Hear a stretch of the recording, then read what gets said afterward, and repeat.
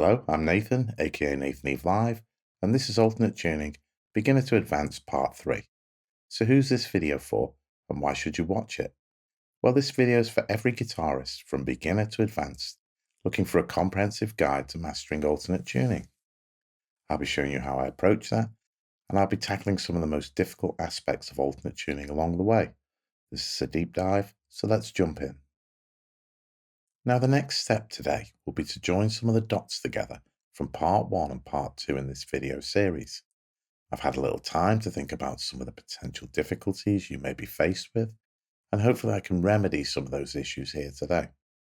So if there's anything that you think I've missed by the end of this video, then please just hit me up in the comments section. That will be a great place for us to iron out any difficulties and support each other.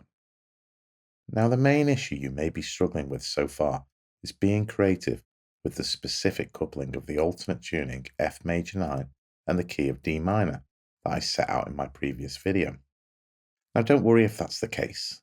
You definitely won't be alone, because you have to consider that there will always be specific alternate tunings coupled with specific musical keys that will naturally work best for you and some that won't.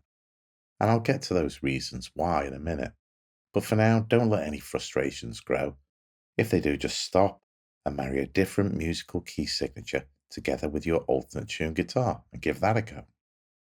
Or you can do what I prefer to do, which is to tune my guitar into an alternate tuning, play around with that until I find something that sounds pleasant to my ears, and then analyze those notes afterwards to find out which musical key my song creation belongs to.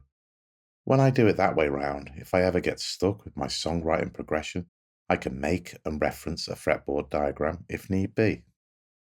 Now, with that being said, here's a list of some of the common potential frustrations that I often find difficult to overcome.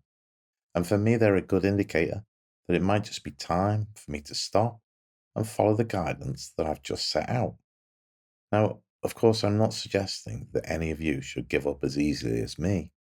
But I personally prefer it that when I initially shift from a standard tune guitar to an alternate tune guitar, that it doesn't become a long, hard slog for me, that it doesn't become a carbon copy of having to relearn the tremendous sum of what I've learned with my guitar tuned into standard tuning.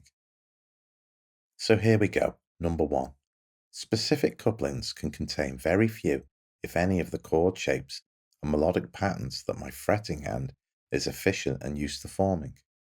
Number 2, specific couplings can contain far too many chord shapes and melodic finger patterns that I've always found difficult or impossible to form with my fretting hand.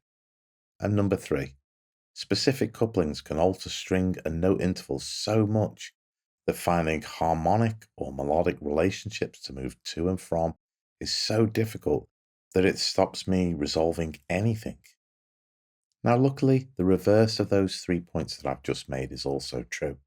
So with a little bit of digging, you will without doubt bring to light many couplings that will serve you well. So don't give up.